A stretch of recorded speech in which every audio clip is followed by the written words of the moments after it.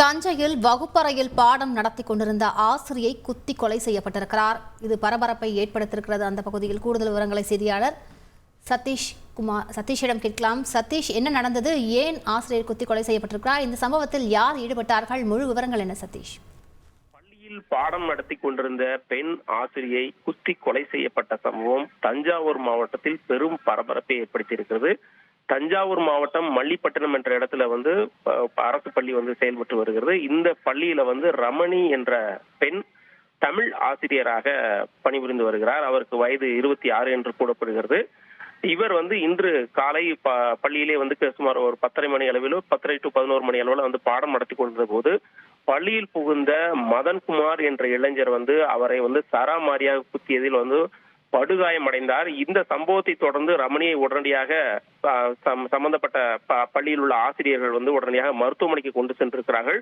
ஆனால் மருத்துவமனைக்கு கொண்டு செல்லும் வழியிலேயே படுகாயமடைந்த ரமணி உயிரிழந்திருக்கிறார். இவரை குத்திய மதன்குமார் என்பவர் மதன்குமாரும் ரமணியும் காதலித்து வந்ததாக கூறப்படுகிறது. இருவரும் திருமணம் செய்து கொள்ள முடிவெடுத்திருக்கிறார்கள். இது தொடர்பாக இரு வீட்டாரிடமும் பேச்சுவார்த்தை நடந்திருக்கிறது. ஆனால் பெண் தரப்பில் இந்த திருமணத்துக்கு எதிர்ப்பு தெரிவிக்கப்பட்டு எதிர்ப்பு தெரிவிக்கப்பட்டால் இந்த திருமண பேச்சு தடைபட்டிருக்கிறது. இதனால் கிட்டத்தட்ட ஓராண்டுகளுக்கு மேலாக காதலித்து வந்த அந்த மதன்குமார் என்ற இளைஞர் இன்று பள்ளியில் புகுந்து பாடம் நடத்தி கொண்டிருந்த பெண் ஆசிரியை சராமாரியாக குத்தியதில் அவர் மருத்துவமனைக்கு கொண்டு செல்லும் வழியிலேயே உயிரிழந்திருக்கார். பெரும் பரபரப்பை ஏற்படுத்தப்பட்ட இந்த சம்பவத்துல ரமணியை குத்தி கொலை செய்த மதன்குமார் என்ற இளைஞரை போலீசார் பிடித்திருக்கிறார்கள். அவரிடம் தீவிர விசாரணை நடத்தி வருகிறார்கள். திருமணம் எதற்காக தடைபட்டது, மத ரீதியோ அல்லது சாதி ரீதியான பிரச்சனையா என்ற கோணத்திலும் என்ற பல்வேறு கோணத்திலும் போலீசார் விசாரணை நடத்தி வருகிறார்கள்.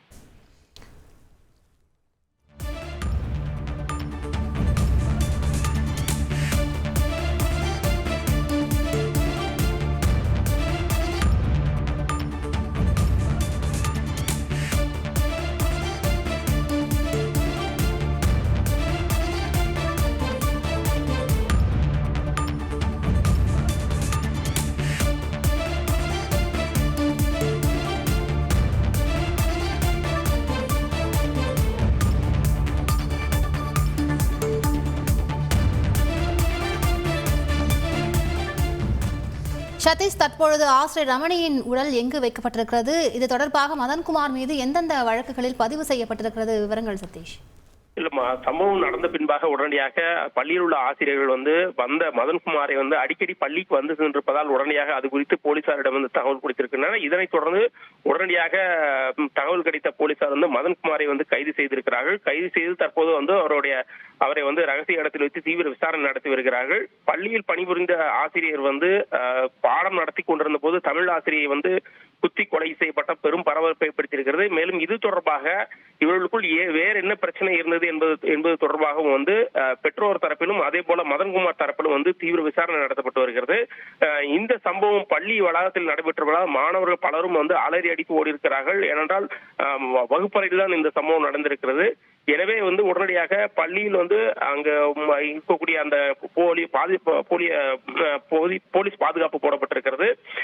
மேலும் சம்பவ இடத்துல உடனடியாக தீவிர விசாரணை நடைபெற்று வருகிறது. மதன்குமார் இதற்கு முன்பே திருமண பேச்சு நடைபெற்று அந்த திருமண பேச்சுக்கு தடை வந்தவுடன் மதன்குமார் தொடர்ந்து ரமணியை திருமணம் செய்து கொள்ளுமாறு கட்டாயப்படுத்தி வந்ததும் விசாரணையில் தெரிய வந்திருக்கிறது. ஆனால் ரமணியின் பெற்றோர்கள் இதற்கு எதிர்ப்பு தெரிவித்ததால் தான் இந்த திருமண பேச்சு தடைபட்டதாக அந்த முதற்கட்ட விசாரணையில தெரிய வந்திருக்கு. அதனாலதான் இந்த பிரச்சனையை ஏற்பட்டு கிட்டத்தட்ட ஒரு 2 மாத காலமாக இந்த பிரச்சனை ஓடிக்கொண்டிருக்கிறது. அதனைத் தொடர்ந்து முழுவதுமாக ரமணி மதன்குமாரை தவிர்த்து வந்ததாக கூறப்படுகிறது. இதனால் காதலித்து திருமணம் வரை வந்த பேச்சானது தடைபட்டு போனதால் இருந்த ஆத்திரத்தில் தான் இந்த கொலை நடந்திருப்பதும் முதற்கட்ட விசாரணையில் தெரிய வந்திருக்கு. தொடர்ந்து விசாரிச்சுட்டு வர்றாங்க.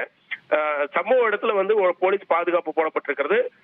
பள்ளியில பாடம் நடத்தி கொண்டிருந்த ஆசிரியை குத்தி கொலைப்பட்ட சம்பவம் பெரும் பரபரப்பை ஏற்படுத்தி இருக்கிறது. கூடுதல் விவரங்களுக்கு நன்றி சதீஷ். செய்திகளை உடனுக்குடன் தெரிந்து கொள்ள உடனே சப்ஸ்கிரைப் பண்ணுங்க.